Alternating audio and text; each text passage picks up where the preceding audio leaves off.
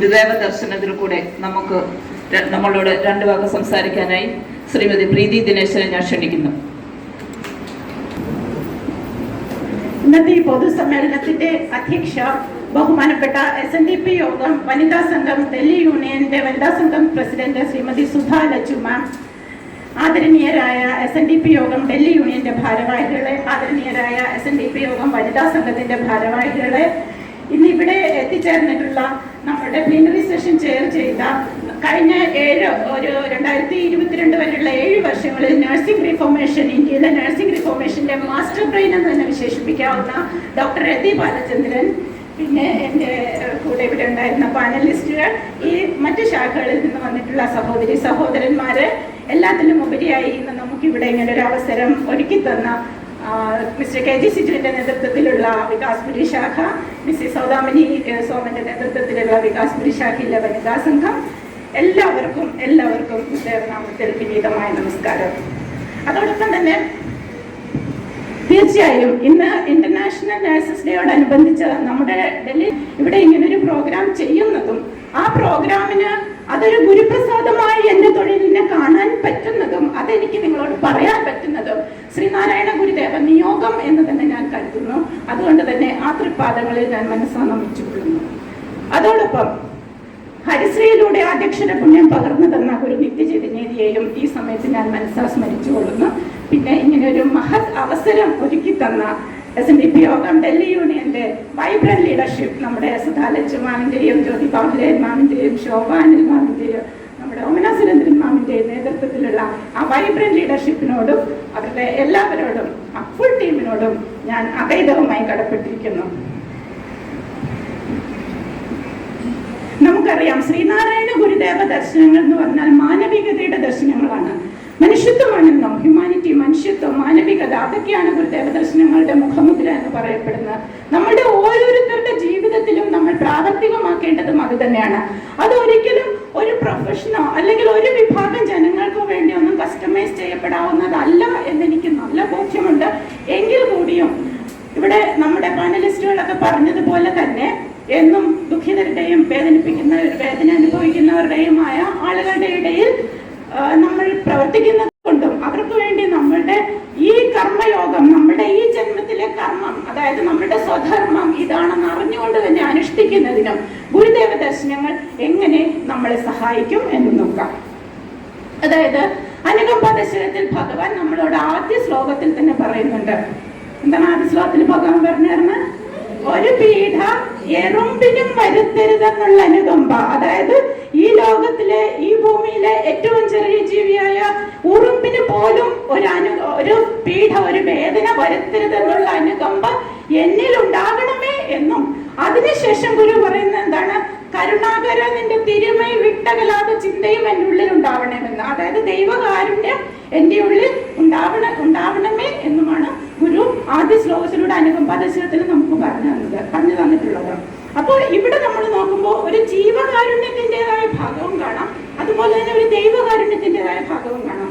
ഗുരുദേവൻ അല്ലെങ്കിൽ നമുക്ക് ഈ ഓൾമൈറ്റി, ഈ ഈശ്വര അംശം അല്ലെങ്കിൽ ഈ പരബ്രഹ്മം നമുക്ക് തരുന്ന ആ ഒരു ദൈവകാരുണ്യവും നമ്മൾ മറ്റുള്ളവർക്ക് കൊടുക്കുന്ന, അതായത് അല്ലെങ്കിൽ കൊടുക്കേണ്ടുന്ന, നിർബന്ധമായും കൊടുക്കേണ്ടി വരുന്ന ആ ഒരു ജീവകാരുണ്യവും, ഇത് രണ്ടും പരസ്പര പൂരകങ്ങളാണ്. എൻ്റെ ജീവിതം അല്ലെങ്കിൽ എൻ്റെ കർമ്മം, എൻ്റെ സ്വധർമ്മം, അത് എനിക്ക് ഒരു ദൈവകാരുണ്യമാണെന്നുള്ള ചിന്ത വന്നു കഴിഞ്ഞാൽ തീർച്ചയായും നമ്മൾ മറ്റുള്ളവർക്ക് വേണ്ടി ചെയ്യുന്ന കാര്യങ്ങളിൽ ആ ജീവകാരുണ്യം നിഴലിക്കുക തന്നെ ചെയ്യും. അപ്പം അതിനു വേണ്ടിയുള്ളതായിരിക്കണം നമ്മളുടെ ഓരോ പ്രവൃത്തികളും, ഓരോ വാക്കുകൾ കൊണ്ടും പ്രവൃത്തികൾ കൊണ്ടും മറ്റുള്ളവർക്ക് ഒരു പീഠ പോലും വരുത്താതെ വേണം നമ്മൾ ചെയ്യേണ്ടത്. അതിനുശേഷം രണ്ടാമത്തെ ശ്ലോകത്തിൽ, അനുകമ്പാദശകത്തിലെ എല്ലാ ശ്ലോകങ്ങളും ഞാൻ പറയുന്നില്ല, രണ്ടാമത്തെ ശ്ലോകത്തിൽ വളരെ വ്യക്തമായി ആധുനിക ശാസ്ത്രത്തിന്റെ, ആധുനിക യുഗത്തിന്റെ യോഗിയായ സന്യാസിയായ ഗുരുദേവൻ നമുക്ക് പറഞ്ഞു തന്നിട്ടുള്ള ഒരു നവമന്ത്രാക്ഷരിയുണ്ട്. ഒരു 9 അക്ഷരങ്ങളുള്ള മന്ത്രാക്ഷരമുണ്ട്. ഏതാണത്? ആരുള്ളവനാണ് ജീവി എന്നുരുവിട്ടിടുക ഈ നവാക്ഷരി. അതായത് 9 അക്ഷരങ്ങളുള്ള മന്ത്രം.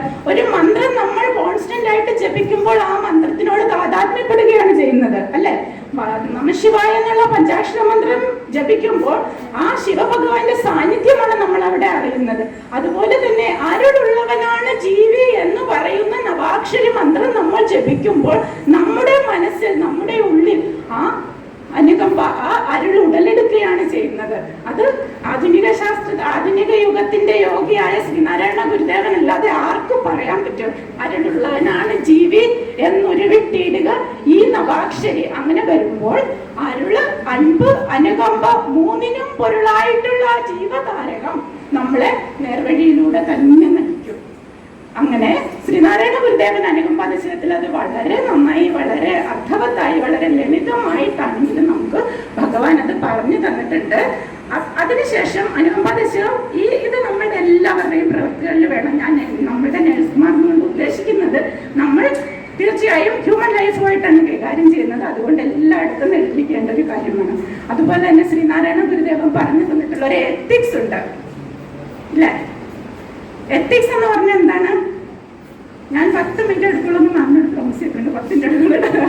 അതായത് ശ്രീനാരായണ ഗുരുദേവൻ പറഞ്ഞു തന്നിട്ടുള്ള എത്തിക്സ് എന്ന് പറഞ്ഞാൽ ബേസിക്കലി മൂല്യ, നമ്മളുടെ ഓരോ പ്രവൃത്തികളെ നമ്മളുടെ മനുഷ്യന്റെ മൂല്യബോധവുമായിട്ട് ബന്ധിപ്പിക്കുന്ന ശാസ്ത്രമാണ് എത്തിക്സ്.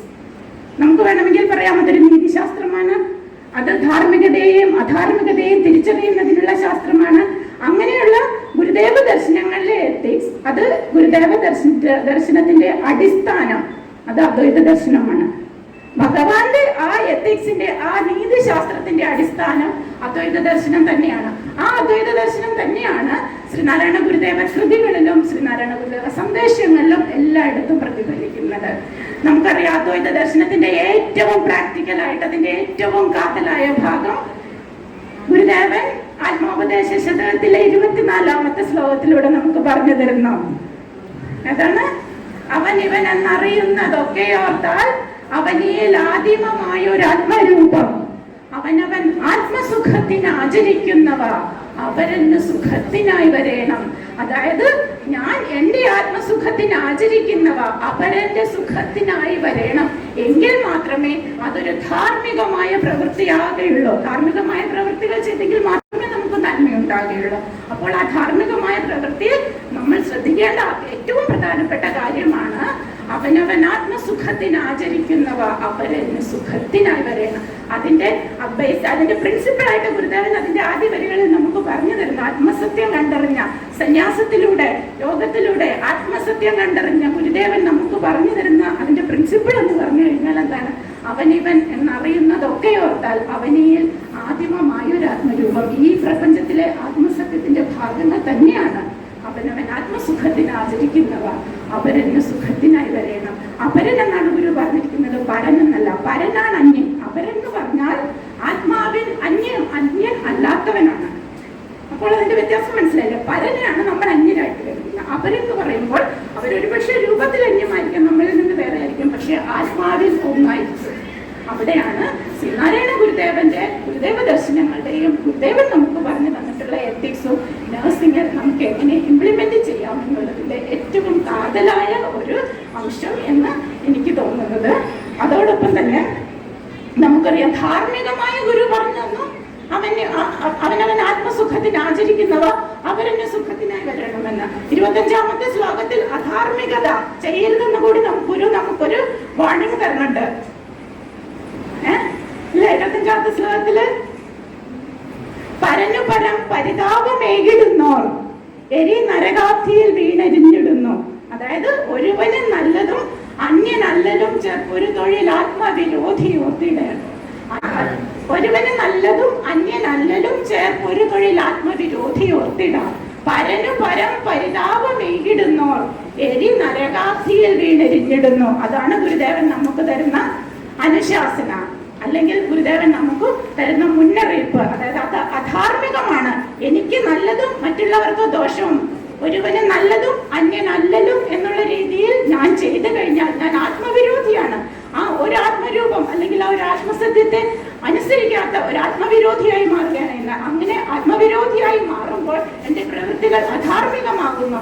അങ്ങനെയുള്ള അങ്ങനെയുള്ള അധാർമിക പ്രവൃത്തികൾ ചെയ്തു കഴിഞ്ഞാൽ എന്താ സംഭവിക്കുന്നത്?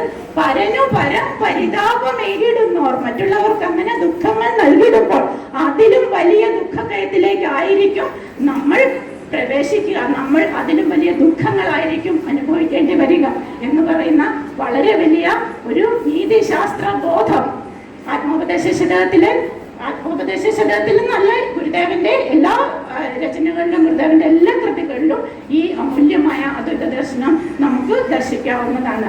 അതുകൊണ്ട് തന്നെ നമ്മുടെ എല്ലാം പ്രൊഫഷനിലും നമ്മുടെ എല്ലാം വ്യക്തി ജീവിതത്തിലും കർമ്മമണ്ഡലത്തിലും എന്നും തിളങ്ങുന്ന സൂര്യനായി തന്നെ ഗുരുദേവ ദർശനങ്ങൾ ഉണ്ടാകണമേ എന്ന് ഞാൻ ആത്മാർത്ഥമായിട്ട് പ്രാർത്ഥിച്ചിട്ടുകൊള്ളുന്നു.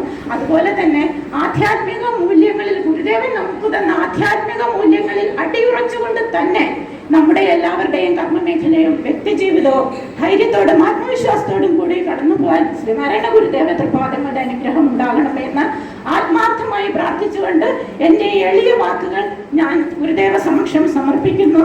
അതോടൊപ്പം ഒരു മിനിറ്റൂടെ ഞാൻ എടുക്കുകയാണ്. അത് രതി മാമിന്റെയും ഡോക്ടർ രതി ബാലചന്ദ്രന്റെയും മിസ്സിസ് സീന കൃഷ്ണമൂർത്തിയുടെയും അനുവാദത്തോടു കൂടി നമ്മുടെ വർക്ക് ലൈഫ് ബാലൻസ്, ഞാനൊന്ന് ചെറുതായിട്ടൊരു കാര്യം പറഞ്ഞിട്ട് വലിയൊരു കാര്യമാണ്, പക്ഷെ ഒന്ന് പറയാൻ വേണ്ടി. അതായത് നമുക്കറിയാം 100 ശ്ലോകങ്ങളിലൂടെ ഗുരുദേവ കൃതി, ഇതിനെല്ലാത്തിനുള്ള മരുന്നാണ് ഗുരുദേവ കൃതികൾ, അതിന് യാതൊരു സംശയമില്ല. പക്ഷേ എന്നാൽ പോലും 100 ശ്ലോകങ്ങളിലൂടെ ഉള്ള ഒരു കോഴ്സ്, ഒരു ക്യാപ്സ്യൂൾ, അല്ലെങ്കിൽ ഈ ജീവിതത്തിൽ ഈ ജന്മത്തിൽ നമുക്കുണ്ടാകുന്ന എല്ലാ പ്രശ്നങ്ങൾക്കും എല്ലാ സ്ട്രെസ്സിനും എല്ലാ അതിനു വേണ്ട റിലീഫിന് വേണ്ടിയിട്ടുള്ള 100 ശ്ലോകങ്ങളാണ്. ഏതാണ്?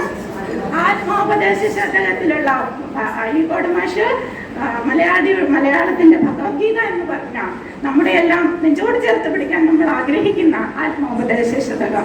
ആത്മോപദേശ ശതകം മനസ്സിരുത്തി വായിച്ചു കഴിഞ്ഞാൽ, മനസ്സിരുത്തി പഠിച്ചു കഴിഞ്ഞാൽ ഇങ്ങനെയുള്ള സ്ട്രെസ്സുകളിൽ നിന്നും അതുപോലെ നമ്മുടെ അങ്ങനെയുള്ള ഡിസ്റപ്ഷൻ, സോഷ്യൽ ഡിസ്റപ്ഷൻസ്, അങ്ങനെയുള്ള കാര്യങ്ങളിൽ നിന്നെല്ലാം നമുക്ക് മോചനം ലഭിക്കും എന്നുള്ള കാര്യത്തിൽ യാതൊരു സംശയവുമില്ല. അതിന് നമ്മൾ എന്താണ് ചെയ്യേണ്ടത്? ഗുരുദേവൻ കാണിച്ചു തന്ന ധർമ്മ പന്ഥാവിലൂടെ തന്നെ നമുക്ക് ചരിക്കാൻ സാധിക്കുന്നുണ്ടോ എന്ന ആത്മവിശകലനം നമ്മൾ നടത്തണം. സാധിക്കുന്നില്ലെങ്കിൽ അത് എന്തുകൊണ്ടാണെന്നും ആ പന്ഥാവിലൂടെ തന്നെ ആയിരിക്കണം എന്റെ യാത്ര എന്നുമുള്ള ബോധം നമുക്ക് ഉണ്ടാകണം. ഇതെല്ലാം പറഞ്ഞുകൊണ്ട് ഞാൻ എൻ്റെ ഈ വാക്കുകൾ ഇവിടെ ഉപസംഹരിക്കുന്നു. വളരെ മനോഹരമായ, വളരെ ദിവ്യമായ ഒരു അവസരം നൽകിയ SNDPO കണ്ടലി യൂണിയൻ വൃന്ദാസംഘത്തിനോടും SNDP യൂണിയൻ ഭാരവാഹികളോടുമുള്ള, ഒപ്പം തന്നെ നമുക്ക് ഇന്ന് ഇവിടെ ഈ ഒരു സ്റ്റേജ് ഒരുക്കി തന്ന യൂണിയൻ കൗൺസിലർ, ഈ കേരള സ്കൂളിന്റെ ഭരണസമിതി അംഗവുമായ ശ്രീ KP പ്രകാശൻ സാറിനോടുമുള്ള നന്ദി അറിയിച്ചുകൊണ്ട് എൻ്റെ ഈ അക്ഷരമലരുകൾ ഗുരുദേവ തൃപാദങ്ങളിൽ ഞാൻ സമർപ്പിച്ചുകൊള്ളുന്നു.